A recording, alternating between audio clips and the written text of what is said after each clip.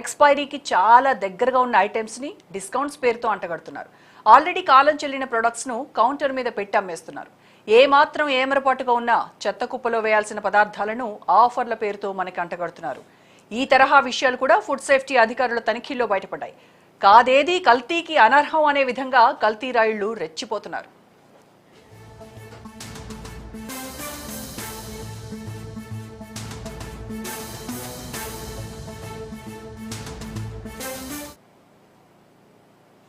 హైదరాబాద్, విశాఖపట్నం, విజయవాడ వంటి నగరాల్లో ఫుడ్ కల్తీ విచ్చలవిడిగా జరుగుతోంది. చిన్న చిన్న హోటల్స్, రోడ్డు పక్కన విక్రయించే తినుబండారాలు, పానీయాల్లోనే కాకుండా సిటీల్లోని కొన్ని పేరు మోసిన రెస్టారెంట్స్లో కూడా ఫుడ్ కల్తీ జరుగుతోంది.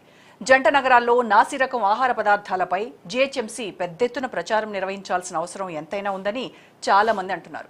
కల్తీ నూనెలు, మసాలా దినుసులు వాడటం వల్ల అనేక ప్రాణాంతక వ్యాధులు సోకుతాయని నిపుణులు చెబుతున్నారు.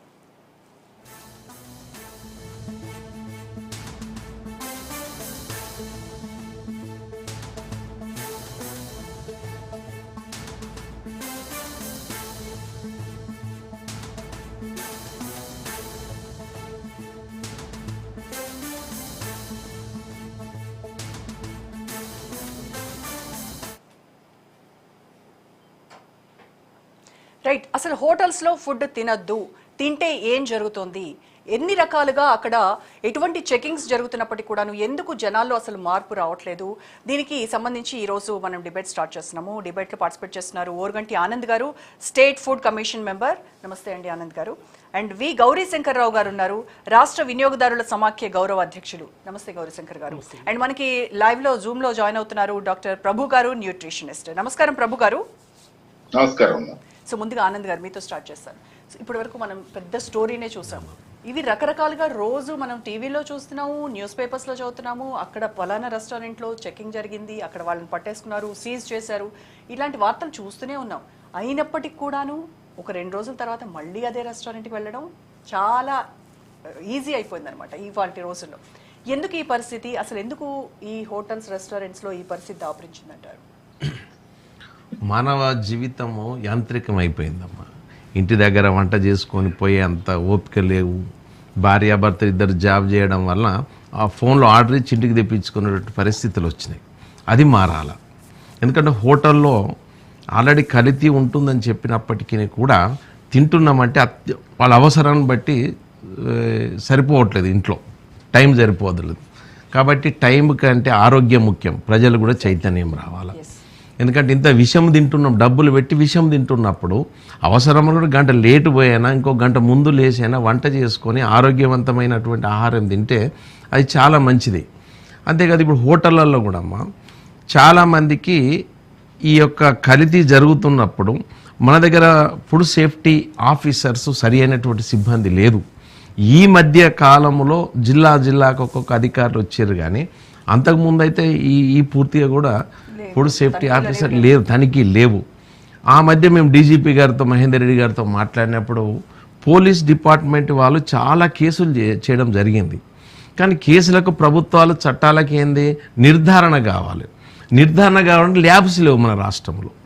ఒకే ఒక్క ల్యాబ్స్, ఉమ్మడి రాష్ట్రంలో ఒకటే ల్యాబ్స్ ఉండే. కాబట్టి ల్యాబ్ అనేది ఒక కేసు బుక్ చేస్తున్నప్పుడు ల్యాబ్కు వెళ్ళి చెక్ చేసినప్పుడు మాత్రమే కేసు నిలబడుతుంది. వాళ్ళు ఎన్ని కేసులు చేసినా, ఎన్ని రైడ్ చేసినా కూడా అది నిర్ధారణ కాకపోవడం వల్ల కేసులు అన్ని ల్యాబ్స్ మళ్ళీ హోటల్స్ కంటిన్యూ అవుతున్నాయి. కాబట్టి మేము మీ ద్వారా ప్రజలకు కూడా చైతన్యం కావాలి. అంతేకాదు ప్రభుత్వాలు కూడా ల్యాబ్స్ను విస్తరించినప్పుడు ప్రతి జిల్లాలలో ఒక సామాన్య పౌరుడు హోటల్ ఇట్లా జరిగింది అని ఫిర్యాదు చేయగానే ల్యాబ్ వాళ్ళు చెక్ చేసే వ్యవస్థ ఎప్పుడైతే నిర్మాణం స్టార్ట్ అవుద్దో అప్పుడు కల్తీ చేయడానికి భయపడతారు హోటల్ యజమానులు. వాళ్ళు డబ్బు వస్తుంది, ప్రజల అవసరాలను ఆసరాగా తీసుకుంటున్నారు, అనారోగ్యం పాలవుతూ ఉన్నారు. కాబట్టి దీనికి ల్యాబ్స్ను ఎక్కువ చేయడం వలన ఇప్పుడు సిబ్బంది కొంచెం స్టార్ట్ అయినారు. 3 మొబైల్ వెహికల్ ఈ రాష్ట్రం, తెలంగాణ రాష్ట్ర ప్రభుత్వం ఈ మధ్య పెట్టింది, కానీ ఆ 3 కూడా సరిపోతుంది. ఏదైనా జస్ట్ షాంపూల కొరకు అవేర్నెస్ చేయడానికే సరిపోతుంది, కానీ పూర్తి స్థాయిలో ల్యాబ్. ఆనంద్ గారు, ఇక్కడ ఇంకో విషయం ఏంటంటే మీరు అన్నారు భార్యాభర్తలు ఇద్దరు జాబ్స్ చేయడంతో టైం సరిపోకపోవడం వల్ల ఇలాగా హోటల్స్ని ఆఫ్ చేసుకుంటున్నారని అనుకున్నాం. అండ్ ఎప్పుడైతే మనకి ఆరోగ్యం సహకరించకపోయినప్పుడు హాస్పిటలైజ్ అయినప్పుడు అప్పుడు కంపల్సరీగా బయట నుంచి తెచ్చుకొని తినాల్సిన పరిస్థితి ఉంటుంది. ఇప్పుడు అప్పుడు దానికి ఇంకొంచెం అనారోగ్యానికి డబుల్ చేసేటువంటిదే కానీ ఏ రకంగా కూడా అనారోగ్యాన్ని తగ్గించేటువంటి ఫుడ్ మనకి దొరకట్లేదు కదా బయట. హాస్పిటల్లో పేషెంట్ కూడా విషయమే తినిపిస్తున్నాం హోటల్లో తీసుకొచ్చి. అదే అంటున్నాను. కార్పొరేట్ హాస్పిటల్లో వాళ్ళు ఫుడ్ పెడతా ఉన్నారు, వాళ్ళు క్వాలిటీ ఫుడ్ పెడతా ఉన్నారు. కానీ బయట గవర్నమెంట్ హాస్పిటల్లో కానీ మీడియం హాస్పిటల్లో ఉండేటువంటి పేషెంట్ కూడా హోటళ్లలో తినే అదే విషయం తింటా ఉన్నారు. అది ఇంకెప్పటికీ అనారోగ్యం నుంచి బయటపడే అవకాశమే లేదు. ఓన్లీ మెడిసిన్ మీదనే ఆధారం ఉంది. సగం ఆరోగ్యవంతమైనటువంటి తిండి తింటే అమ్మ సగం రోగాలు నివారణ చేసేటువంటి అవకాశం ఉంది. కానీ మనం తినేది విషం తింటూ ఇంకా అనారోగ్యం పాలవుతా ఉన్నాం. ఇది ప్రజలు కూడా చైతన్యం రావాలి. ప్రభుత్వాలు కూడా ల్యాబ్స్ ఎక్కువ చేసి తనిఖీ అధికారులు ఎక్కువ చేసినప్పుడు తప్పకుండా మార్పు వస్తుందని మేము ఆశిస్తాం. ఓకే, గౌరీశంకర్ గారు, హోటల్స్లో మాత్రమేనా ఈ కల్తీ, ఇంకెక్కడా లేదు అని అంటే అసలు కల్తీ లేనిది ఎక్కడా అనేది మనం